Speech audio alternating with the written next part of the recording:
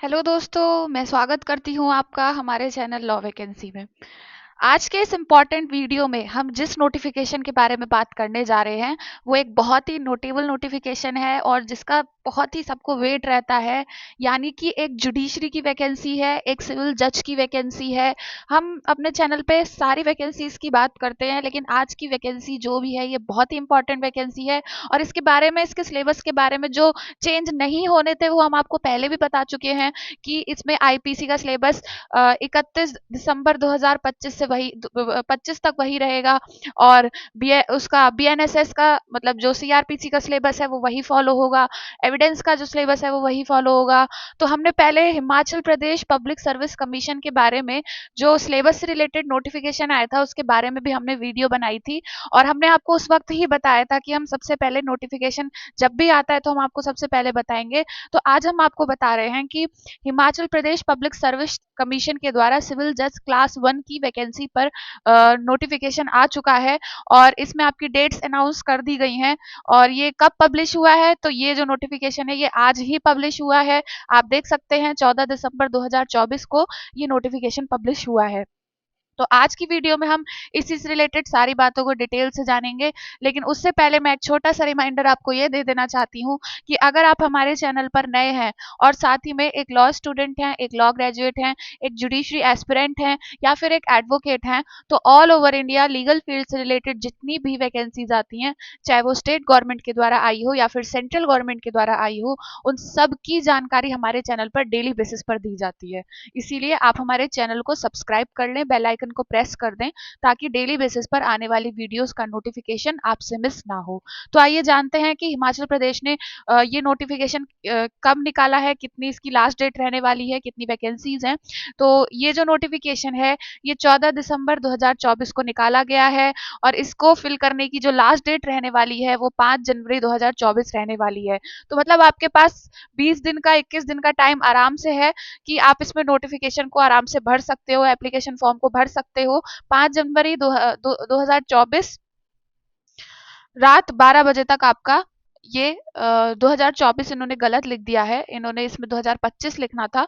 ये आपका रात 12 बजे तक भरा जाएगा। तो 5 जनवरी 2025 तक इसमें आपका ये एप्लीकेशन फॉर्म फिल होने वाला है। क्योंकि ये नोटिफिकेशन 14 दिसंबर को आया, आपको बिल्कुल भी कंफ्यूज नहीं होना है, बिल्कुल भी कंफ्यूज नहीं होना है। यहाँ पे इन्होंने देखिए पब्लिश देखिए कब कब किया है, 14 दिसंबर 2024 को, लेकिन इन्होंने इसमें गलत डेट दे रखी है। ये 5 जनवरी 2025 यानी कि यहाँ 25 होना चाहिए, रात 12 बजे तक आपका ये फॉर्म फिल किया जाएगा। फिर आगे हम इसके नंबर ऑफ पोस्ट की बात करें तो total number of post 21 seats पर वैकेंसी निकाली गई है, जिसमें अनरिजर्व कैटेगरी की 11 वैकेंसी है और 9 vacancy anticipated post. Schedule caste की आपकी स्केड्यूल कास्ट ऑफ एचपी यानी कि हिमाचल प्रदेश 3 पोस्ट निकाली गई है। Schedule tribe of Himachal Pradesh 3 post निकाली गई है। OBC of Himachal Pradesh 4 post निकाली गई है। और ये जो वैकेंसी है सिविल जज क्लास 1 की वैकेंसी है, जिसमें आपकी जो सैलरी रहने वाली है वो 77,840 से लेकर 1,36,520 तक आपकी सैलरी जाएगी। तो यही थी इंपॉर्टेंट इंफॉर्मेशन की कैसे आपकी इसमें जो डेट क्या रहने वाली है, आपको बिल्कुल कंफ्यूज नहीं होना। 5 जनवरी 2025 रात 12 बजे तक आपको इसमें फिल करना है अपना एप्लीकेशन फॉर्म। और ये जो इन्होंने वेबसाइट दे रखी है www.hpp.sc.hp.government.in करके जो वेबसाइट है, इस पे जाकर आपको रजिस्ट्रेशन करना है, अपना एप्लीकेशन फॉर्म इसी पे फिल करना है। तो यही थी ये इंपॉर्टेंट इन्फॉर्मेशन, एक छोटे सा ये जो सर्कुलर आया है।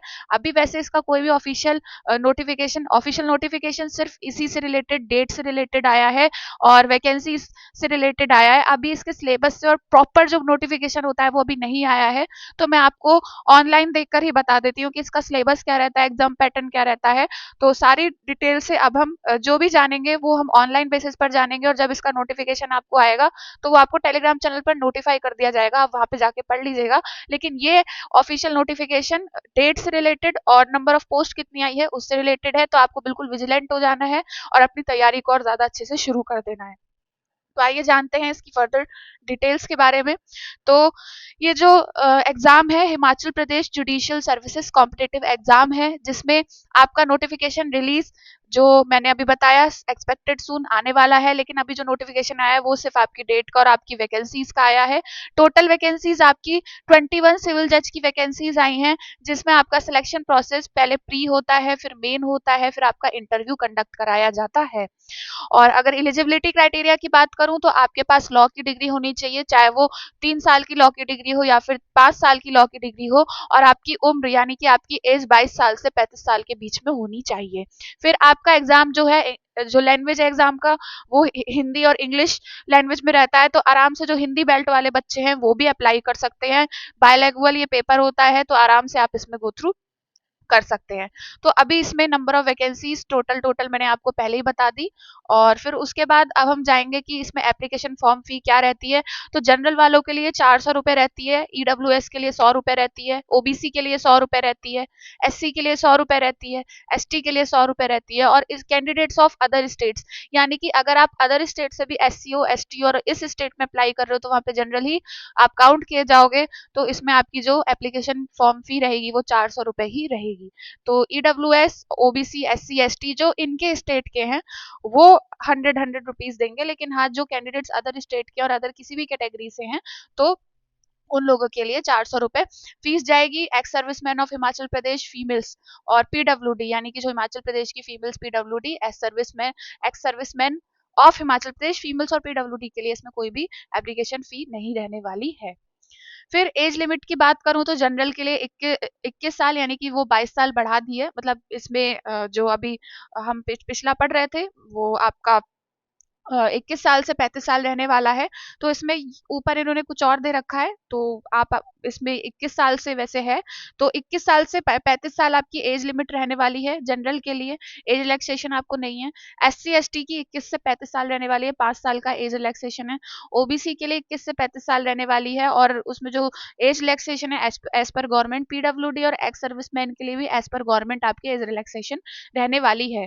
तो इसमें 21 साल से लेकर 35 साल के लोग अप्लाई कर सकते हैं। पहले 22 साल था, लेकिन अब 21 साल से आराम से लोग अप्लाई कर सकते हैं इसमें।